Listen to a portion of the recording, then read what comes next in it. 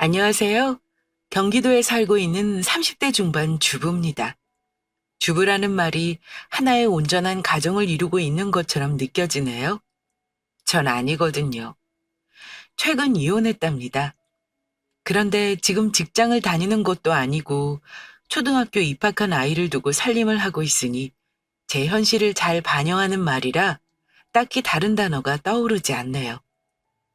모든 상황을 정리하고 나서 이제 일상으로 돌아가야 하는데 아직은 그 충격에서 온전히 벗어나지 못하고 제자리에 머문 것 같습니다.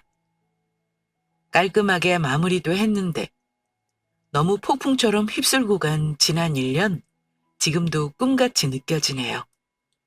정아야, 나 미애야. 오늘 점심에 차 한잔 했으면 하는데 시간 괜찮아? 할 이야기가 있어서. 기억을 더듬어 보면 그날은 유난히 화창했던 4월의 어느 날 아침이었습니다. 그날은 아이와 신랑이 출근하고 오랜만에 아침부터 부지런 떨어 청소를 다 끝내는 날이었어요. 햇살이 유독 따뜻하게 느껴지고 해도 맑아 이불 빨래를 돌려야 하나 생각하던 날이라 더 기억에 남아요. 왜 그런 날 있잖아요. 돌이켜보면 늘 같았던 일상일지 모르는데 조금 더 특별하고 좋게 느껴지는 날이요. 그날이 저에겐 그랬어요. 창밖 벚꽃나무 하나 둘 꽃이 피기 시작했거든요. 올해는 봄이 오는지도 모르고 이르게 핀 벚꽃 때문에 꽃구경도 제대로 못해서 더 뚜렷하게 기억에 남을지 모르겠네요. 차 한 잔을 내리고 거실 책상에 앉아 창밖을 보고 있는데 모르는 번호로 연락이 왔습니다. 원래 잘 안 받는데 저도 모르게 손이 가더라고요. 전화를 받았더니 고등학교 동창이었습니다. 단체톡에 존재하고 있지만 연락처는 별도로 모르는 그런 친구였거든요. 동창 모임으로 15명 정도가 있고 정기적으로 모임을 하지만 모든 친구들이 나오는 것도 아니었어요. 학창 시절에도 대면대면 졸업하고도 대면대면했던 사이인데 어떻게 번호를 알았는지 할 이야기가 있다며 저를 보자고 했습니다. 그렇게 약속 자리에 갔어요. 전화해서 놀랐지. 우리 사이에 일상적인 이야기를 할 것도 아니고 돌리지 않고 이야기할게. 나도 말을 해야 하나 말아야 하나 고민 많이 했어. 그런데 앞으로 동창 모임에서 얼굴 계속 볼 거니까 하는 게 나을 것 같아서. 뭔 이야기를 이렇게 돌려 해. 내 남편 바람이라도 펴? 너 알고 있었어? 네 남편 바람 피는 거? 동창은 저보다 먼저 약속 장소에 나와 있었습니다. 긴장했는지 벌써 음료를 시키고 반 이상을 마셨더라고요. 저는 익숙한 듯 얼굴을 모르는 사이도 아니니 동창생을 바라보고 앞에 앉았어요. 동창은 제가 앉자마자 별다르게 주문도 안 했는데 이야기를 시작했습니다. 계속 얼굴을 볼 사이라 어쨌든 언지를 주는 게 맞는 것 같다고요. 저도 모르게 이 상황이 익숙했습니다. TV나 영화가 아니더라도 썰TV 사연에서 들었던 것 같았거든요. 꼭 남편이 바람이라도 폈을 때 지인들이 그 사실을 알려주는 상황 말이에요. 긴장을 풀 겸 저도 모르게 우스갯소리처럼 혹시 그런 거 아니냐며 이야기를 꺼냈습니다. 그런데 예상외로 동창생은 두 눈을 동그랗게 뜨며 당황했어요. 무슨 소리야? 진짜 내 남편이 바람이라도 핀다는 거야? 네가 우리 남편 얼굴을 어떻게 알고? 왜 몰라? 결혼식에도 갔고 작년 모임에 너 늦게 오면서 신랑이 태워다 줬잖아. 나도 마침 늦게 들어오던 터라 입구에서 인사하고 다음에 식사하자는 인사도 예의상 주고받았는데 알지.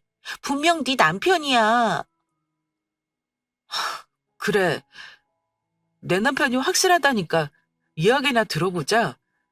어디서 만났길래 내 남편이 바람핀다고 확신하고 나에게 이렇게 전화를 했는지 듣고 판단할게. 기분 안 좋은 거 알아. 그런데 한두 번이 아니야. 지난 6개월 동안 내가 본 것만 5번이 넘어. 그렇게 자꾸 드문드문 이야기하면 내가 어떻게 알아들어? 제대로 어디서 봤는지 알려줘야 할 거 아니야. 골프장에서 봤어. 매번 같은 멤버로 오는데 여자 둘, 남자 둘 자세 알려준다고 터치하는 거나 행동, 그 오는 걸 보더라도 깊은 사이라는 건 의심할 수 없어. 처음엔 두루뭉실하게 알 수 없는 말을 해댔어요. 제대로 이야기하라는 말에 하나둘 자신이 본 것을 알려주더라고요. 골프장에서 만났고 늘 같은 멤버로 온다는 말을 듣는데 짐작 가는 사람들이 있었어요. 남편은 사업을 하고 있었는데 사업자 자주 만난다는 거래처 사장이랑 사장 여동생이 있었거든요. 사장 여동생이 2명이라 같이 나올 때도 있고 혼자 나올 때도 있다는 말에 크게 신경 쓰지 않았습니다. 남편 사업에 큰 영향력이 있는 사장이고 별다르게 술을 좋아하는 것도 아니라 골프만 치면 거래 유지하는 데 큰 문제가 없다고 알고 있었거든요. 그래서 속으로 좀 웃음이 났어요.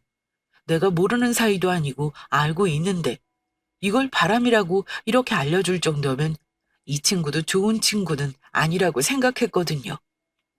남자 둘, 여자 둘이라고 말하니까 누군지 알 것 같아. 남편이 말해줘서 알고 있거든. 남편 사업하는데 거래처 사장이랑 사장 여동생이야. 여동생이 2명이라 여동생이 둘 다 나올 때도 있고 아닐 때도 있다는데 네가 봤을 땐 동생이 둘 다 나왔을 때인가 보다. 내 걱정해줘서 고마운데 골프장 오가면서 지나치는 걸로 바람이라 단정 짓고 이렇게 말하는 건 좀 성급했다. 이야기 끝난 것 같으니 먼저 가봐도 되지? 잠깐만. 기분 나빴다면 미안해. 내가 말주변이 없어 말을 이상하게 전해진 것 같아. 내가 하는 말 먼저 말했어야 했는데. 나 남편 회사 일이 힘들어져서 골프장 캐디래. 그냥 골프장 가면 스쳐 만난 거 아니야. 매번 라운딩 할 때 캐디 따라다니면서 옆에서 하는 이야기 다 듣고 내 눈으로 본 것만 전하는 거야. 기분 나쁜 자리라 생각하고 먼저 일어나려는 절 다급하게 붙잡는 동창생의 말에 저는 다시 자리에 앉고 말았습니다. 다리에 힘이 풀리듯 저도 모르게 앉게 되었으니 주저앉았다는 표현이 더 정확할 것 같아요. 다리에 스르르 힘이 풀리더니 머릿속 회로가 잠시 끊긴 것 같았습니다. 내가 지금 무슨 소리를 들었지? 이 친구가 뭐라고 하는 거지? 골프장 캐디? 친구가 저에게 전하는 말과 그동안 남편에게 들었던 말들이 오버랩되어 머릿속을 어지럽혔어요. 공통된 사항은 남자 둘, 여자 둘이라는 점이죠. 남편은 거래처 사장과 여동생이라 말했죠. 하지만 눈앞의 친구는 그들이 정상적인 관계는 아닌 것 같았다고 저에게 알려준 셈이죠. 사실을 말할까 말까 고민 많이 했어. 내가 골프장 캐디라는 거 누구한테도 알리기 싫었거든.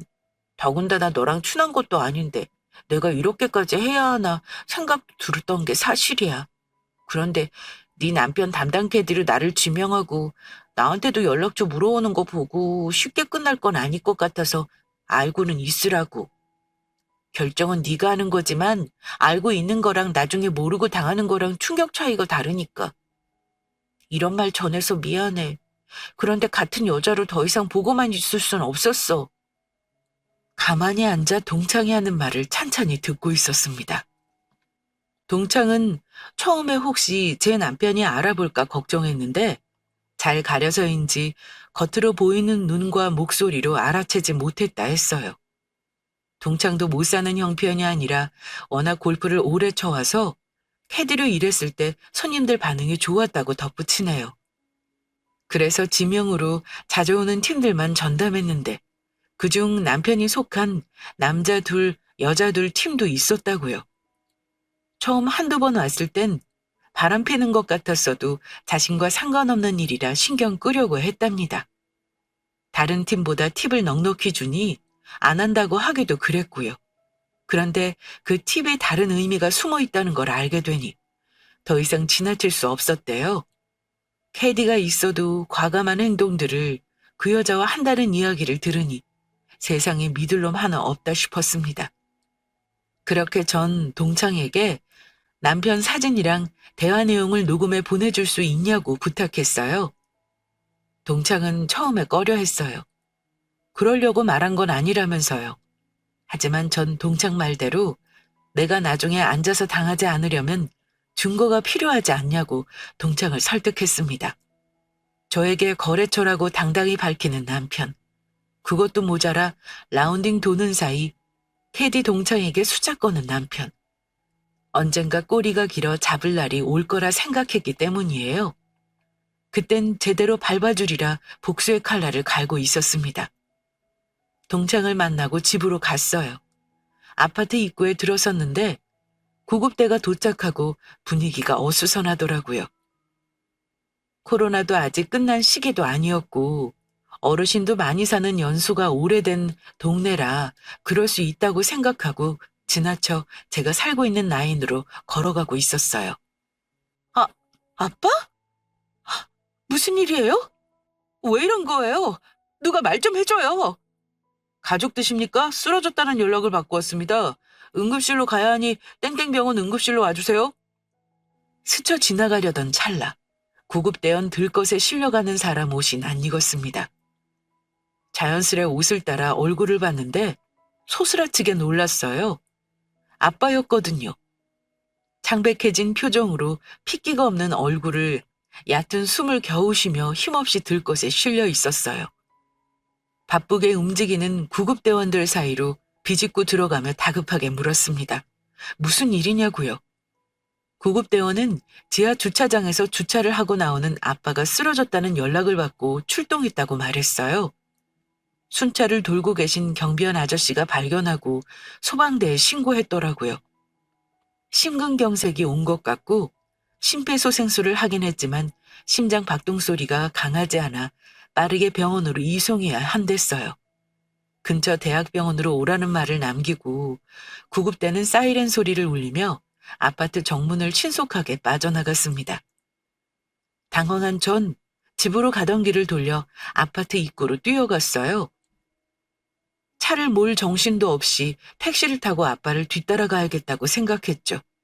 그게 따뜻한 온기가 남아있는 아빠 모습을 마지막으로 본 날이었습니다. 빠르게 뒤따라갔는데 응급실에 도착해서 본 아빠는 하얀 천으로 머리 끝까지 덮고 계셨거든요. 처음 보는 순간인데 낯설지 않았어요. 이미 영화나 드라마에서 익히 본 장면이라 직감할 수 있었죠. 아빠가 돌아가셨구나. 머릿속으론 상황이 받아들여지고 알겠는데 다른 한편으론 믿기 어려웠어요. 왜? 갑자기. 어제 저녁에도 말짱하셨는데. 같은 아파트 단지에 살아서 오가며 얼굴도 보고 살갑게 지내는 부녀였습니다. 그래서 이 상황이 더 믿겨지지 않았어요. 사인은 심장마비로 골든타임을 놓친 게 원인이었죠. 지하 주차장에 쓰러진 후 빠르게 연락을 했지만 시간이 아슬아슬했대요. 제가 봤을 때 희미하게 아빠 심장이 뛰던 게 전부였던 거예요. 힘을 더 내 뛰지 못한 심장은 결국 멈추고 말았습니다. 그렇게 전 아빠와 어떤 이별의 말도 주고받지 못한 채 고아가 되었어요.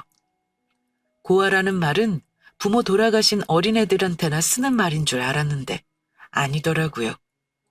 30이 넘어 다 큰 어른이라고 생각했는데 비빌 수 있는 아빠라는 그늘이 한순간에 사라지니 저 역시 고아였어요. 더군다나 결혼한 지 10년 가까이 되는 남편이 바람 폈다는 소리를 듣고 온 날, 아빠를 보내 더 서러웠습니다. 빈소를 지키던 3일이 어떻게 지나갔는지 모르겠어요. 눈 뜨면 울고 지쳐 쓰러져 정신을 잃고 반복했던 것 같거든요. 그래도 다행이었던 건 바람핀 사위지만 빈소를 지키는 상주가 있었고, 아빠도 한 동네 오래 살아오시는 분들이 많았지만 사업하는 남편으로 빈소가 쓸쓸하지 않았다는 점입니다. 아빠 가는 길이 외롭지 않을 거라는 게 제 마지막 위안이 되었던 셈이네요. 정아야, 잠깐 들어와 차 한잔하고 갈래? 아빠를 보내고 일주일 정도 흘렀을까. 갑작스럽게 마주한 아빠와의 이별이 아직 실감나지 않지만 그래도 산 사람은 어떻게든 사라지더라고요. 동네 슈퍼에 저녁 창거리를 주문하고 걸어서 집으로 가고 있었습니다. 아파트 입구에 다다를 무렵 부동산 사장님이 저를 불러 세웠어요. 한 동네 오래 살아 저를 어린 시절부터 봐오신 분이셨거든요. 돌아가신 아빠와 친구처럼 지내기도 하셨고요. 마음 같아선 지나치고 싶었는데 저를 걱정해서 그러신다는 걸 아니까 못 이기는 척 문을 열고 들어가 앉았습니다. 마음 잘 추스리고 살아. 약해지지 말고. 네, 감사해요. 산 사람은 어떻게든 사니까 잘 살겠죠. 마음 써주셔서 감사해요. 근데 건물은 왜 팔려고? 정권 바뀌면서 재개발 이야기 오가면 가격 더 오를 수도 있는데 가지고 있는 게 더 나은 거 아니야? 네? 팔다뇨? 아직 상속도 제대로 끝나지 않은 걸로 아는데 건물을 팔 수 있어요? 임자가 있으면 미리 값을 치르고 상속과 맞물려 법적 정리를 할 수 있긴 한데 그게 문제가 아니라 파느냐 안 파느냐가 중요한 거지. 김 사장이 이야기 안 해? 3일장 끝내고 바로 와서 건물 내놓는다고 하던데. 내주시는 차를 마시며 일상적인 이야기를 주고받았어요. 그런데 갑자기 부동산 사장님이 아빠 건물을 왜 파냐는 뉘앙스로 말을 꺼내셨습니다. 놀란 전 무슨 소리냐고 되물었어요. 아직 상속에 대한 부분도 끝난 게 아니고 아빠 건물도 건물이지만 아빠가 살고 있는 아파트도 정리해야 하니까요. 황당한 저와 다르게 부동산 사장님은 법 문제는 어차피 정리하고 해결하면 되는 문제니 크게 신경 쓸 문제는 없다고 했습니다. 오히려 제 남편이 3일장 끝나자마자 부동산에 들려 건물을 내놓는다고 말했다며 정말이냐고 되물으셨으니까요. 워낙 당당하게 말하는 남편 태도에 당연히 저랑 상의하고 내놓을 줄 알았답니다. 그래도 혹시나 싶어 물어는 봐야겠고 전화로 묻는 건 아닌 것 같아 차일피일 눈치 보고 계셨는데 때마침 제가 가게 앞을 지나갔던 거죠. 팔자는 이야기는 했는데 이렇게 빨리 내놓을 줄 몰랐네요. 사장님한테만 말씀하는데 잠깐 보류할게요. 혹시 그 사람이 묻거든 적당히 둘러대 주세요. 정리할 부분이 끝나면 그때 다시 부탁드릴게요. 아셨죠? 그래, 알았다. 김 사장한테는 적당히 둘러대고 모른 척 할게. 일 정리되는 대로 알려줘. 꼭 안 팔아도 되니까 정리할 거 잘 해결하고. 상의 안 하고 남편이 일을 저질렀다는 말은 차마 하기 싫었어요. 대신 정리할 부분이 있어 정리되면 다시 말씀드린다고 둘러댔죠. 그런데 연륜은 무시 못하는 것 같았습니다. 별다른 말을 하지 않고 돌려 이야기했는데 부동산 사장님은 저에게 더 묻지 않았거든요. 오히려 저희 부부의 이상 기운을 감지하신 것 같았죠. 별다르게 묻지 않을 테니 일이 정리되면 다시 알려달라고 말씀하셨습니다. 팔지 않아도 된다는 말을 덧붙이셨고요. 건네주신 차를 다 마시지도 않고 부동산을 나오는데 딱 한 가지 생각이 머릿속을 차지했습니다. 기어이 네가 끝을 보는구나 싶었던 거죠. 집으로 들어간 전 퇴근하는 남편을 기다리며 머릿속으로 하나둘 정리해 나가기 시작했어요. 사업한다고 말하고 바람을 핀 것도 모자라 허망하게 아빠를 보낸 저에게 동의 없이 아빠 건물을 내놓는 남편. 아무리 생각해도 그냥 이혼해주는 건 너무 쉽다는 생각이 들었습니다. 괘씸죄가 추가된 셈이죠. 오늘 장보고 들어오는 길에 부동산 최 사장님 만났어. 그래? 그럼 이야기 들었겠네. 당신 정신없어서 임자 나오면 계약할 때나 말하려 했는데 부동산 사장님이 다 말했겠네. 그치? 정말 아빠 건물 팔 거냐고 물으셔서 아직 유산 상속 처리 못했다고 말했어. 나한테 상의도 안 하고 매물 올린 건 너무한 거 아니야? 미안. 미안해, 여보. 근데 어차피 아버님 건물 우리 건물 되니까 가지고 있으면 뭐해? 투자를 해서 더 크게 불려야지. 당신은 집에서 살림만 하니까 세상 어떻게 돌아가는지 잘 모르잖아.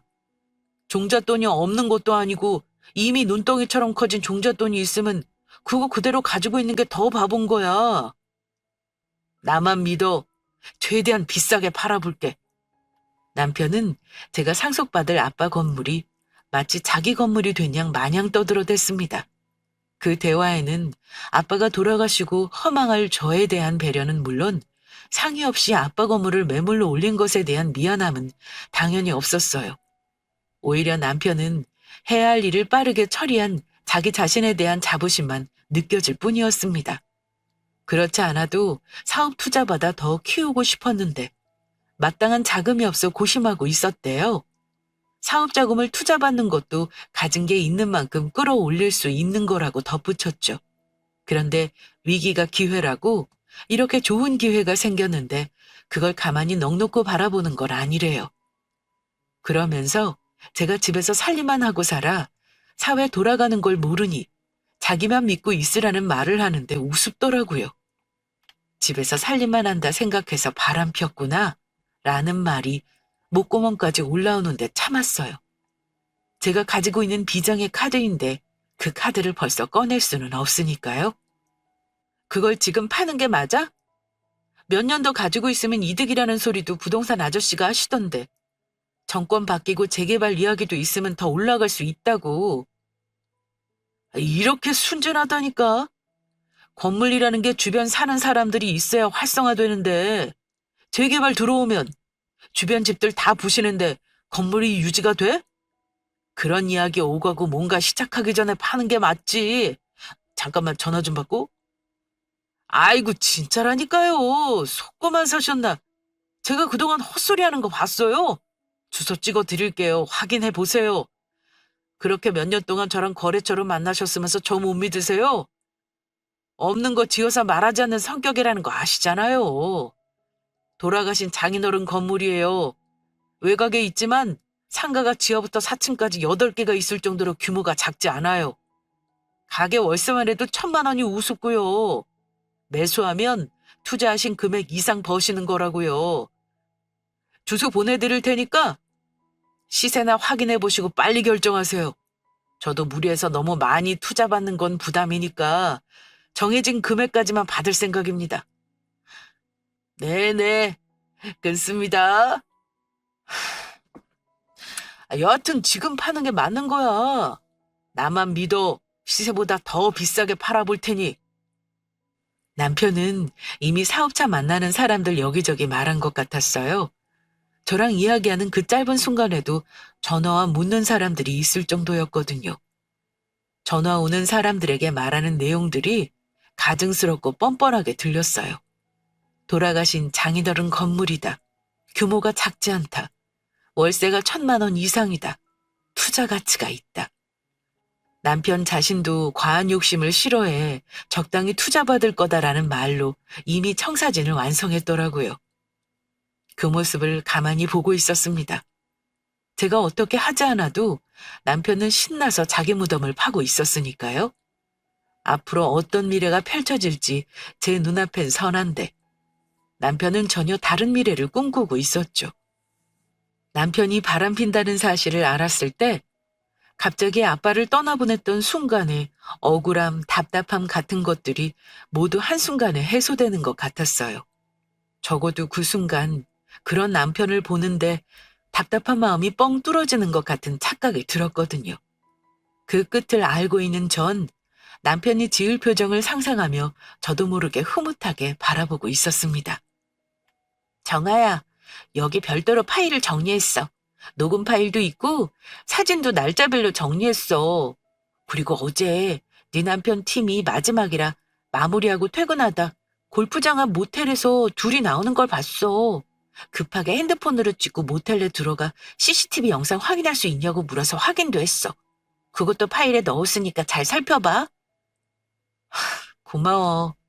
생각지도 못했는데 네가 너무 자세하게 증거를 정리해줘서 내가 별들에게 할 건 없을 것 같아. 내가 어떻게 보상하면 될까? 보상은 무슨, 뭘 바라고 한 것도 아니고 잘하려고 애쓴 것도 아니야. 눈에 보이니까 한 거고 모텔엔 너에게 연락한 게 먼저였는데 아버님 돌아가시고 정신 없을 거 아니까 전화하기 그랬어. 혹시라도 부부 사이 입증할 수 있냐고 물으면 어떡하지? 혹시라도 그러면 그때 연락해야지 생각하고 들어갔는데 너무 순순히 CCTV 보여주더라고. 생각해보니 나간 네 남편 인적사항도 모르는데 부부라고 입증하고 말고 하는 것도 웃기지 싶더라. 나쁜 생각하지 말고 나랑 종종 밥도 먹고 차도 마시자. 나 사실 골프 캐디 일한 지 2년 넘었는데 친정엄마한테도 말 못하겠더라. 그래서 남편도 모르고 아무도 몰라. 딱 너만 알지. 그래도 터놓고 말할 때 있다는 게 편해. 나도 그랬으면 좋겠어. 뭐 비교하고 자시고 하는 것도 웃기지만 세상에 비밀 하나 터놓을 사람 있다는 생각으로 지냈으면 좋겠다고. 참 신기했습니다. 우정이라는 건 오랫동안 알고 지낸 사람들끼리 생기는 감정이라고 생각했거든요. 처음 제 일이 걱정된다며 같은 여자로서 연락을 줬던 동창. 친하지 않는데 이렇게 발벗고 나서는 게 고맙기도 하고 미안하기도 한 전 어떻게라도 보상하고 싶다는 속마음을 내비추었습니다. 어색하게 웃던 친구는 평생 비밀 터놓는 친구 생긴 걸로 퉁치자고 했어요. 친하게 지내자는 말보다 더 진심으로 와닿았습니다. 저 역시도 친정아빠 돌아가시고 남편이 아빠 유산 매물로 내놓았다는 소리 어디 가서 못하지 싶었어요. 더군다나 바람까지 피는 상황에서 그런 행동을 보였다는 건 더 이상 저를 배우자로 생각하지 않는다는 뜻일 수도 있으니까요. 평생을 함께한다고 믿었던 남편에게 배신당하고 든든한 버팀목인 아빠마저 먼저 하늘나라에 보냈던 저에게 동창은 든든한 지원군이 되는 걸 마다하지 않았습니다. 제 입장을 헤아려주고 제가 불편하지 않게 마음을 추스르도록 배려해주는 그 마음이 느껴졌어요. 그래도 저도 모르게 마음속으로 앞으로 이 동창생에게 잘해야겠다고 생각했습니다. 자기야 바빠? 건물을 매수하겠다는 사람이 나타났어. 부동산 최 사장님만 믿고 있을 수는 없어서 내가 주변 사람들 수소문해서 찾았거든? 자기야 놀라지 마. 부동산 최 사장님이 팔아주겠다고 말했던 가격보다 무려 1억 2천만 원이나 더 높게 사겠다는 사람을 찾았어. 나 잘했지? 오늘 오후에 계약하자 해서 최 사장님 부동산에서 만나기로 했거든. 그래도 아버님이랑 워낙 친분이 있으셔서 오래 알고 지내셨으니 계약서라도 그곳에서 쓰려고. 시간 괜찮지? 이따 3시까지 늦지 않게 오면 돼. 알았지? 동창에게 남편이 바람피는 증거를 받고 며칠이 지났는지 모르겠어요. 중요한 건 남편이 아빠 건물을 팔겠다고 나선 지 한 달이 채 되지 않았다는 점입니다. 어떻게든 팔고 싶어서 안달이 났는지 빠르게 매수인을 찾았더라고요. 사업을 확장하기 위해 여기저기 투자금도 많이 끌어온 것 같았어요. 그래서 더 빠르게 건물을 팔고 사업 자금을 확보하고 싶었던 것 같습니다. 그 사이 전 아빠 건물을 상속받고 세금 문제도 처리하는 등 바빴어요. 아빠가 살았던 집도 내놓았는데 그건 크게 신경 쓰지 않은 것 같았습니다. 아빠 건물이 투자 가치도 있고 남들에게 말할 때 더 있어 보이니 그랬겠죠. 허파에 바람이 잔뜩 들어간 채 명주를 앞당기고 있었어요. 전 크게 한 것도 없는데 스스로 무덤을 파고 제 발로 들어간 격이니까요. 조용히 거실에 앉아 시계를 보고 있었습니다.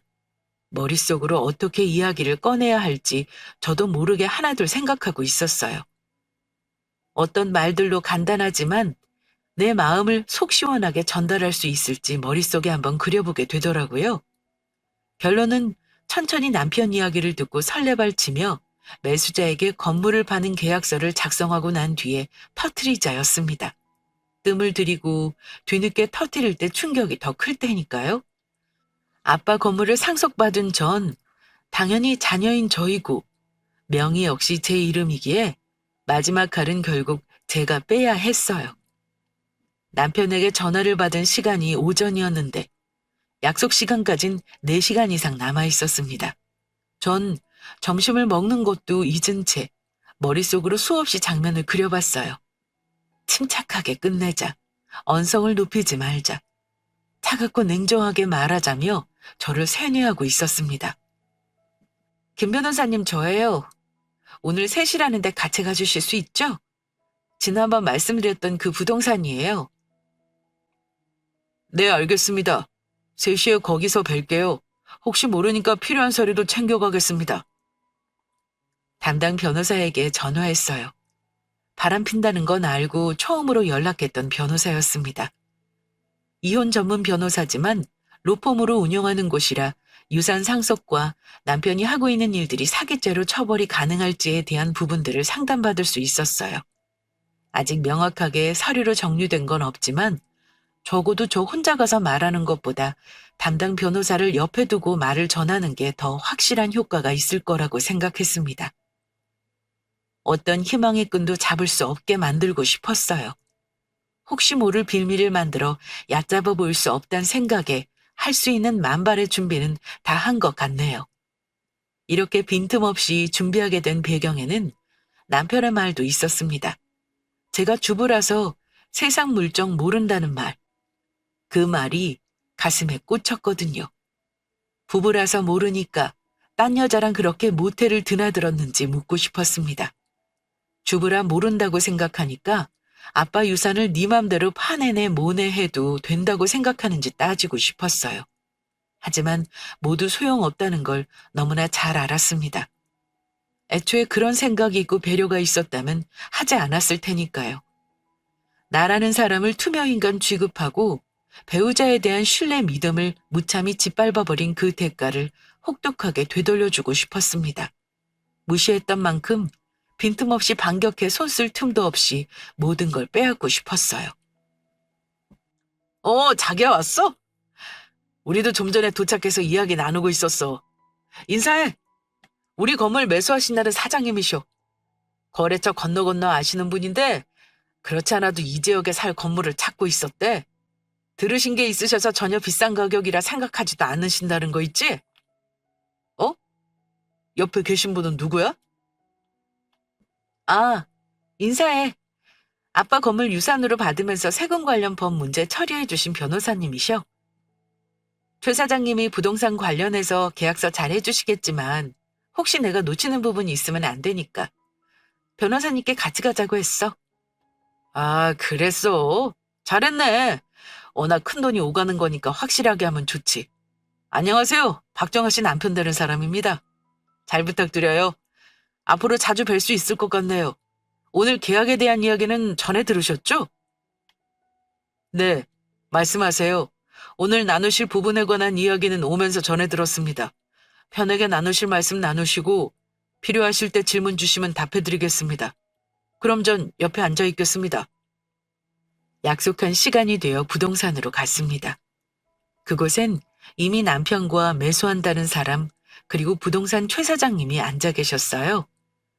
멀리서 보이는 남편 모습은 얼마나 이 순간을 기다렸는지 한눈에 보였습니다.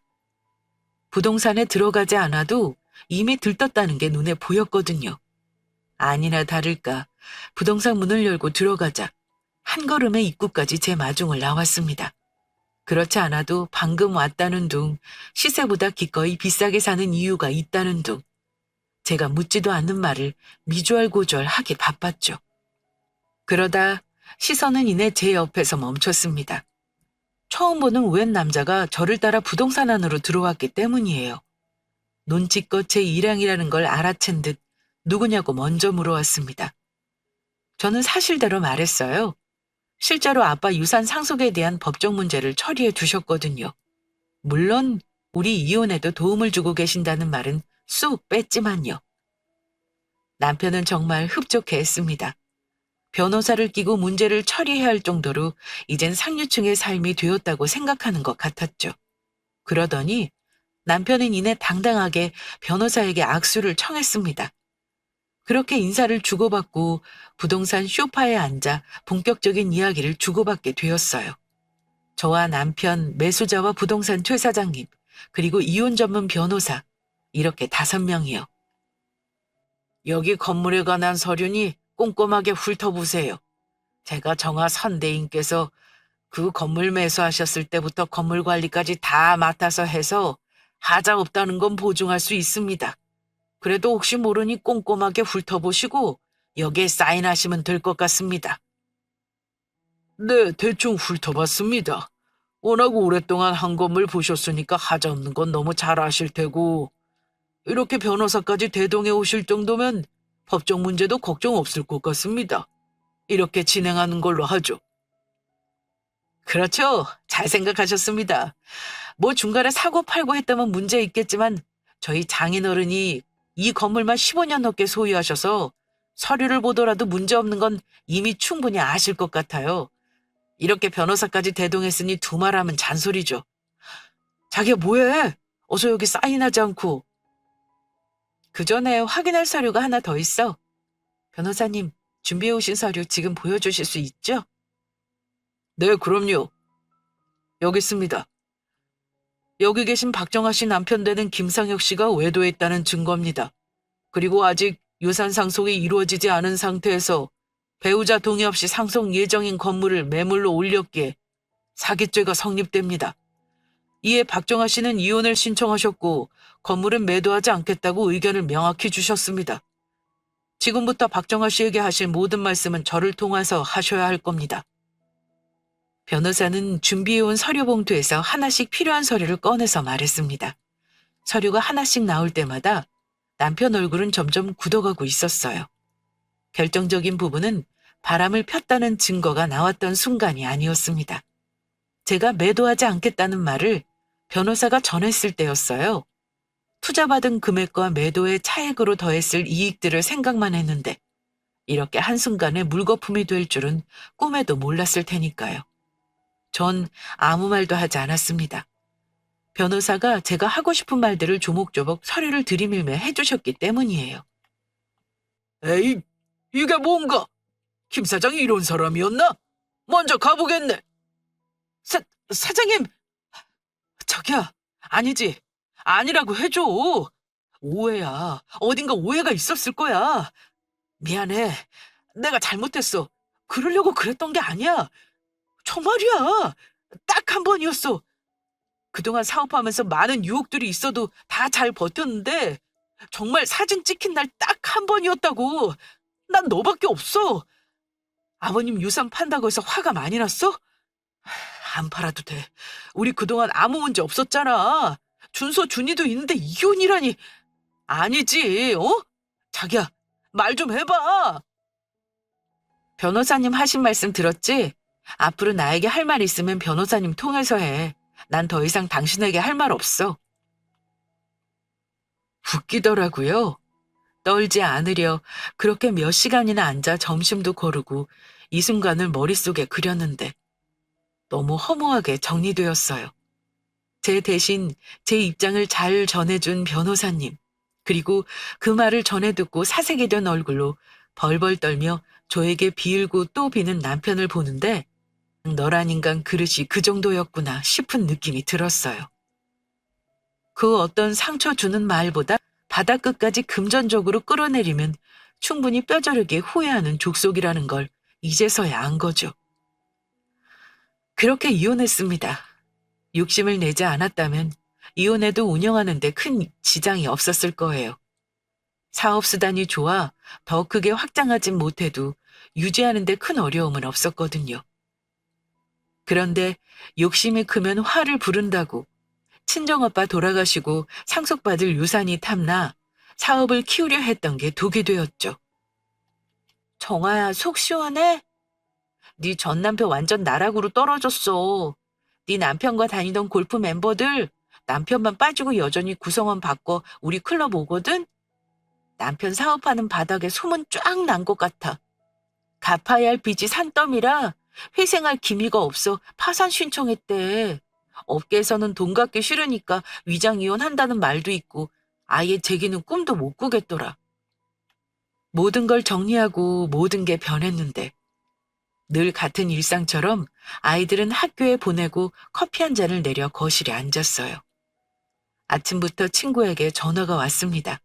큰 고비를 함께 넘겼다고 이젠 동창이라는 말보다 친구라는 말이 저도 모르게 떠올랐어요. 누구에게 속 시원하게 터놓지 못하는 속내를 터놓지 않아도 옆에서 다 본 친구니 어쩌면 저에게 은인이라 다름없겠죠. 남편은 사업도 망하고 갚아야 할 빚이 많아 파산 신청을 해둔 상태라고 전해주었어요. 이야기를 듣는데 속 시원하더라고요. 빚더미에 앉은 것도 모자라 재기가 어려울 정도로 평판까지 땅으로 떨어졌다는 말에서 그동안 살아왔던 시간들이 보상받는 것 같았습니다. 속 시원하기도 하지만 사실 얼떨떨해요. 그나마 올해는 작년보다 더 일상으로 돌아가는 느낌이 들어 허전함 못 느끼고 바쁘게 하루하루를 사는 것 같네요. 아직 아이들이 어리다 생각해 아빠는 해외로 긴 출장을 가게 되었다며 둘러댔거든요. 저도 알아요. 언제까지 비밀에 둘 수 없고 좀 더 크면 사실대로 말해야 한다는 건 말입니다. 그래도 다행인 건 사업하느라 바빴던 남편의 빈자리가 아이들에게 크게 와닿지 않는다는 점이에요. 아빠를 찾거나 보고 싶다고 우는 일 없이 아이들과 전 늘 같은 하루를 보내는 것 같거든요. 아이들 마음까지 제가 들어갔다 온 게 아니라 모르는 부분도 많을 거예요. 그래서 더 많이 보듬어주고 챙겨주려고요.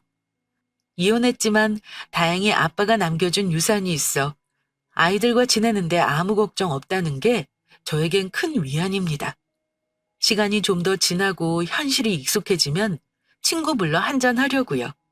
그런 날이 빨리 오길 소망하며 긴 글 마무리할게요. 들어주셔서 감사합니다.